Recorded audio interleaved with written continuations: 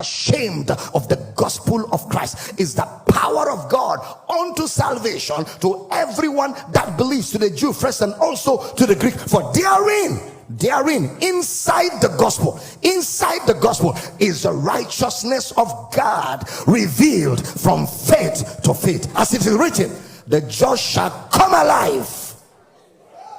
That word live there is not living every day. Live there means shall come alive by faith. That's why faith cometh by hearing, and hearing the message of Christ. That's why Paul calls it the word of faith which we preach.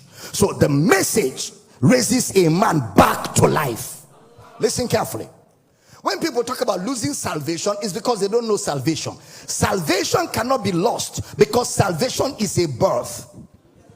Salvation is a birth. That's why Jesus said to Nick at night, that which is born of flesh is flesh, that which is born of spirit is spirit. So salvation is a birth. Nick said, how can a man be born when he is old? Jesus said, I'm surprised that you are talking like this. When you were born a human being, do you have the right and the power to go back to your mother's womb and come out a dog? No. Once a son, always a son. So salvation is a birth. You are born. First Peter 1:23, being born again, not of corruptible sperma, but of incorruptible by the word of God. So you have the DNA of God on your inside. That is what makes you a son of God. That's why the book of Romans chapter 8 verse number 9 and 10. Put it up for me. Let's read Romans. But you are not in the flesh, but in the spirit, if so be that the spirit of God dwell.